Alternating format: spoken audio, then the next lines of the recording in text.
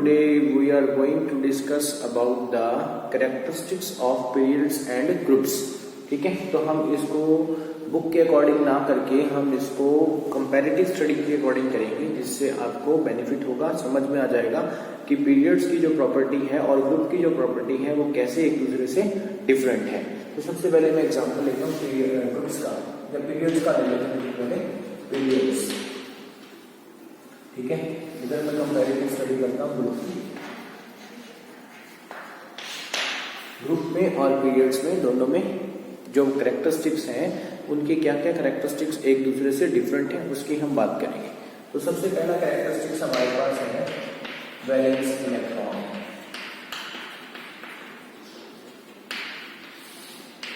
नाम क्या है? Valence electron. देखिए मैं एक पीरियड की बात करता हूं जिसका नाम है, कौन सा पीरियड? ये पीरियड नंबर 3 की बात कर रहा हूं। सोडियम, मैग्नीशियम, एल्यूमिनियम, ठीक है, silicon, phosphorus, sulphur, chlorine. Chlorine के बाद कौन आ जाएगा? आर्गन, ठीक है, क्लोरीन के बाद कौन आ जाएगा? आर्गन, ठीक है। तो ये हो गया 281, 282, 283, 284, 285, 286, 287, इसका क्या होगा? 288। तो आपको कॉन्फ़िगरेशन तो पता ही है इसकी कि 281 से लेकर के 288 तक आ जाएगी। मीन्स जो इनर्ट गैस है वो है आर्गन, उसका है 288, और जो सोडियम है उसका क्या मिलेगा आपको? 281। तो अगर हम बात करें इनकी वैलेंस इलेक्ट्रॉन की, तो आप देखिए 1 2 3 4 5 6 7 8 वैलेंस इलेक्ट्रॉन वही होते हैं जो सबसे लास्ट शेल में होते हैं।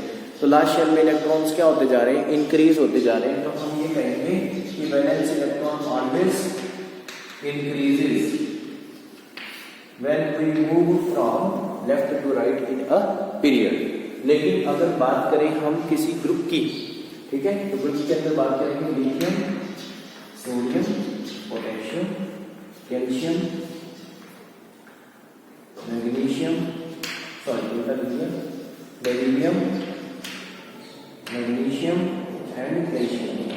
तो इससे क्या होगा? 2,1, 281, और इसका क्या होगा? 2881, 288,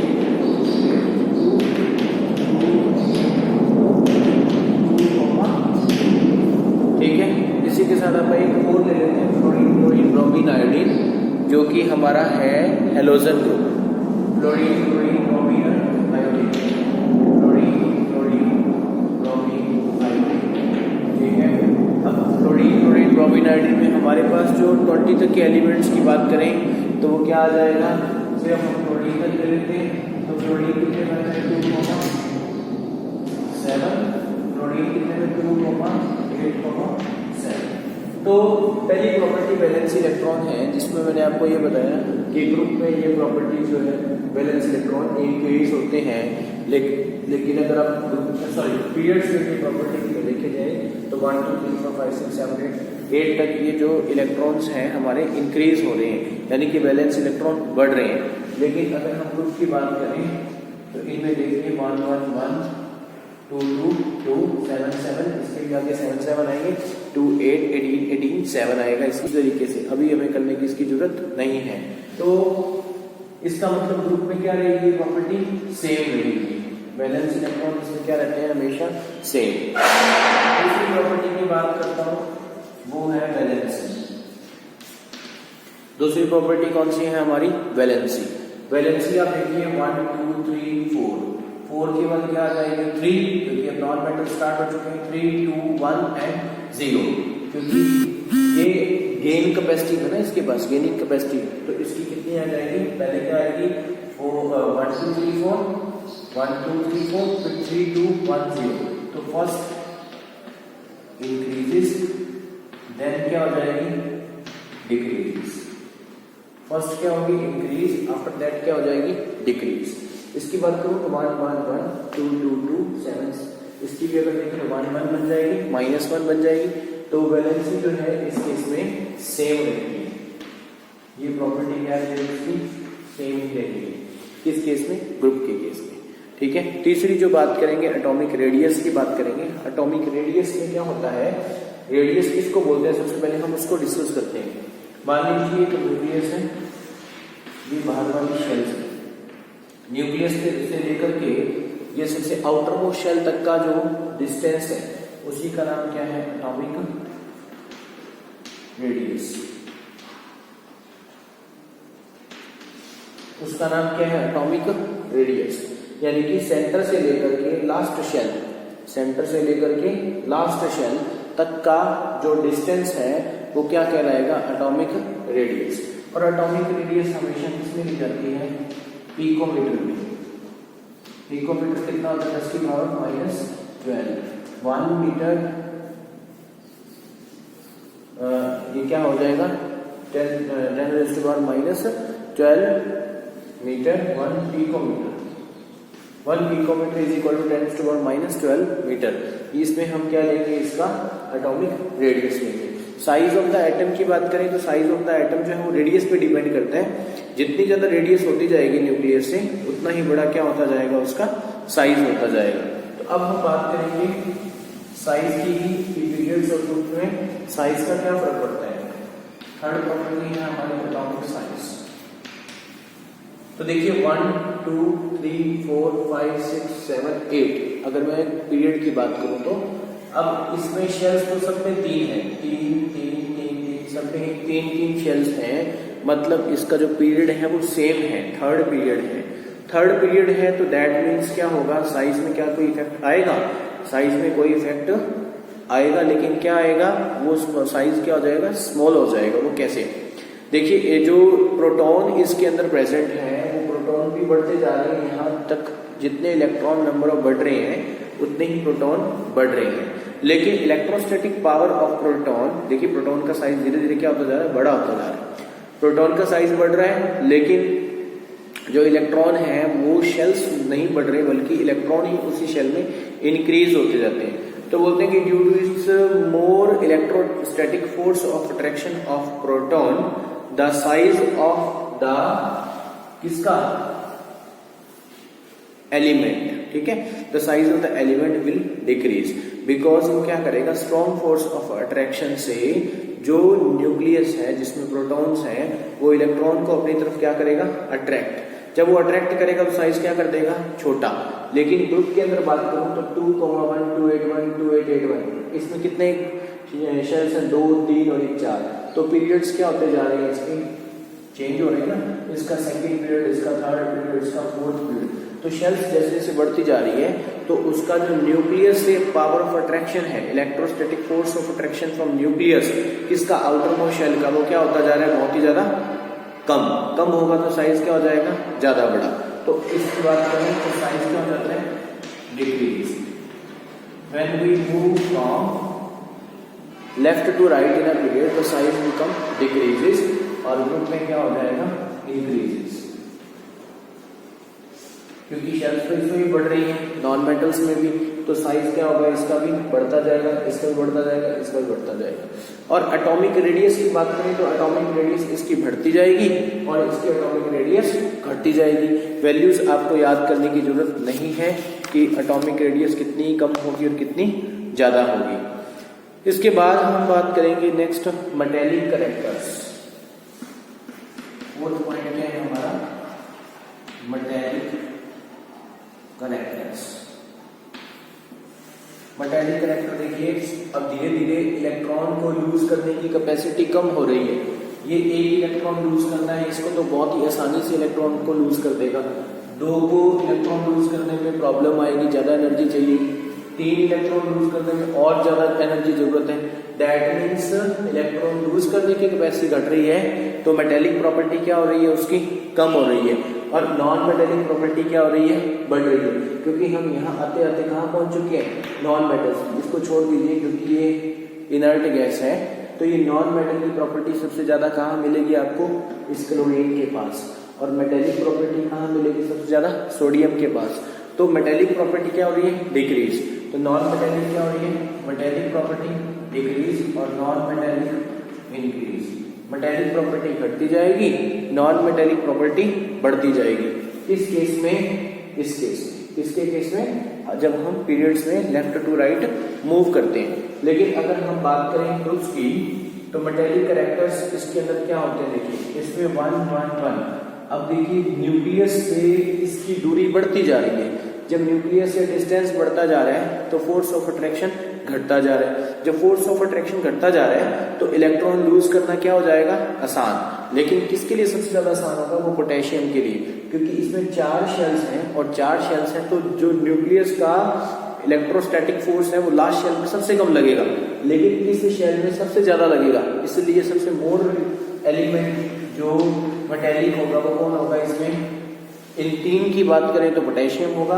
अगर पूरी लाइन की मतलब पूरे ग्रुप की बात करें, लिथियम, सोडियम, पोटेशियम, है ना, रुबिडियम, सीजियम, फ्रेंशियम, ठीक है, रुबिडियम, सीजियम, फ्रेंशियम, मतलब इसके आगे भी आते हैं रुबिडियम, सीजियम, फ्रेंशियम।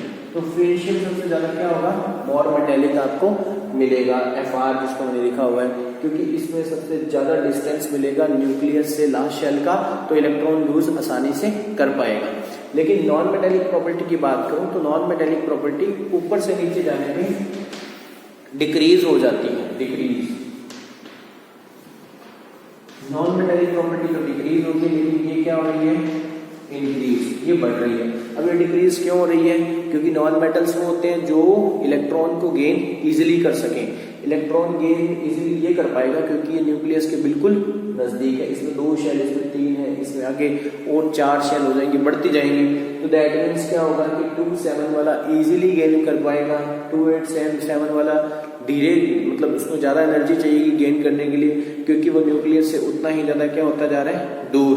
तो दूर होने की वजह से क्या होगा? ये इतना इजीली इसको गेन इलेक्ट्रॉन को नहीं कर पाएगा। इसीलिए जो नॉन मेटेलिक प्रॉपर्टी है वो फ्लोरीन में आपको सबसे ज्यादा मिलेगी और जो आयोडीन है उसमें सबसे कम मिलेगी। ठीक है, ये तो आपका हो गया किसका? मेटेलिक कैरेक्टर और नॉन मेटेलिक कैरेक्टर के बारे में। केमिकल रिएक्टिविटी की बात करूं तो सोडियम की जो रिएक्टिविटी है इसमें सबसे ज्यादा है और क्लोरीन की सबसे ज्यादा है। सोडियम की बात करूं तो ये एक इलेक्ट्रॉन को लूज बड़ी ही इजीली कर पाएगा, और अगर बात करूं किसकी? क्लोरीन की, तो एक इलेक्ट्रॉन को गेन करना बहुत ही आसान है। दैट मीन्स मैं बात करूं तो सोडियम, मैग्नीशियम, एल्यूमिनियम, इसमें ये सबसे ज्यादा रिएक्टिव, पहले रिएक्टिविटी घट रही है और फिर रिएक्टिविटी बढ़ रही है। आर्गन जो है इनर्ट गैस है, इसीलिए इसकी रिएक्टिविटी का कोई चक्कर नहीं है। सोडियम, मैग्नीशियम, एल्यूमिनियम, सबसे ज्यादा रिएक्टिव कौन मिलेगा? मोस्ट रिएक्टिव सोडियम मिलेगा। मैग्नीशियम जो है उससे कम रिएक्टिव, एल्यूमिनियम उससे कम। अब मेटेलिक प्रॉपर्टी तो कम होगी ना, और नॉन मेटेलिक प्रॉपर्टी क्या होती जा रही है? इंक्रीज। तो क्लोरीन की प्रॉपर्टी क्या मिलेगी? सबसे ज्यादा। और मिडल रिएक्टिव कौन मिलेगा आपको? सिलिकॉन। सिलिकॉन क्या है यहाँ पे? मेटेलॉइड है, तो ये लीस्ट रिएक्टिव मिलेगा। तो वेरी रिएक्टिव, बीच में कौन मिलेगा? Least reactive. लेकिन अगर हम ग्रुप की बात करें तो ग्रुप में सबसे ज्यादा रिएक्टिव आपको यहाँ कौन मिलेगा? फ्रेंशियम। अगर 3 की बात करूं मैं इनकी, तो यहाँ पोटेशियम। पोटेशियम से भी नीचे चलेंगे तो फ्रेंशियम, बिकॉज इसको इलेक्ट्रॉन जो लूज करना है वो सबसे इजी रहेगा, क्योंकि इसका जो डिस्टेंस है न्यूक्लियस से लास्ट शेल तक क्या होता जा रहा है? बढ़ता जा रहा है। तो इजीली क्या कर लेगा? इसको ये लूज कर पाएगा इलेक्ट्रॉन को। लेकिन लिथियम की जो न्यूक्लियस से डिस्टेंस है लास्ट शेल का इलेक्ट्रॉन के साथ, वो बहुत ही ज्यादा कम है, तो स्ट्रॉन्ग फोर्स ऑफ अट्रैक्शन से एक दूसरे को अट्रैक्ट करके रखेंगे, जिसकी वजह से ये इलेक्ट्रॉन लूज इजीली नहीं कर पाएगा। तो francium will be the more reactive metal. और अगर बात करूं तो फ्लोरीन की, तो इजीली गेन कौन कर पाएगा? फ्लोरीन, क्योंकि इसके पास कितने शेल्स हैं? ओनली 2। एक इलेक्ट्रॉन गेन करना है, बड़ी आसानी से गेन करेगा क्योंकि न्यूक्लियस के बहुत ही ज्यादा नजदीक है। तो fluorine will be the most reactive non metal और मोस्ट इलेक्ट्रोनेगेटिव किसी को बोलेंगे? Electronegative element. Most electronegative element का क्वेश्चन काफी बार पेपर में आ चुका है कि इनमें से मोस्ट इलेक्ट्रोनेगेटिव एलिमेंट कौन सा है? तो fluorine will be the most electronegative element because it can gain the electron very easily, so it is a highly non metal, highly reactive non metal. ठीक है, ये आपकी होगी केमिकल रिएक्टिविटी। लास्ट जो पॉइंट है हमारा वो है ऑक्साइड्स। वो हम बात करेंगे ऑक्साइड्स की। कि ऑक्साइड्स किस तरह के बनते हैं इसके अंदर। अगर हम मेटल की बात करें, थर्ड चैप्टर में हम रीड कर चुके हैं ऑक्साइड के बारे में, तो मेटल की बात करें तो कैसे ऑक्साइड बनते हैं, हमेशा बेसिक। सोडियम की बात करूं, मैग्नीशियम की, एल्यूमिनियम की, सभी के सभी कैसे ऑक्साइड्स बनाएंगे, बेसिक। लेकिन हाईली बेसिक की बात करूं तो सोडियम मिला हाईली बेसिक, बिकॉज ये पहले ही ग्रुप के अंदर आता है, ये रहा पहले ग्रुप में आता है, तो ये कैसे ऑक्साइड बनाएंगे, सारे के सारे बेसिक। और अगर हम सिलिकॉन और एल्यूमिनियम की बात करें तो ये कैसे ऑक्साइड बनाते हैं, एम्फोटेरिक। एम्फोटेरिक आपको पता है जो कैसे basic as well as acidic दोनों तरह के ऑक्साइड अगर बनाते हैं उसको हम क्या नाम देते हैं, एम्फोटेरिक ऑक्साइड। जिंक का हो गया, एल्यूमिनियम का हो गया, दोनों के ऑक्साइड कैसे होते हैं, एम्फोटेरिक। बट सिलिकॉन अभी थर्ड चैप्टर में नहीं था, सिलिकॉन के ऑक्साइड भी सबके सब कैसे बनते हैं, एम्फोटेरिक ऑक्साइड्स बनते हैं। तो बेसिक ऑक्साइड की प्रॉपर्टी घटती जा रही है, इधर से नॉन मेटल बढ़ते जा रहे हैं, तो नॉन मेटल कैसे ऑक्साइड बनाते हैं, हमेशा एसिडिक या क्या कह सकते हैं, न्यूट्रल। मेनली तो एसिडिक मिलेंगे। और जैसे H2O है, H2O वाटर, तो वाटर के ऑक्साइड कैसे होते हैं, न्यूट्रल। तो है क्या, नॉन मेटल। नॉन मेटल के ऑक्साइड मेनली क्या बनेंगे, acidic, but as well as acidic वो क्या बनेंगे, न्यूट्रल ऑक्साइड भी बनेंगे।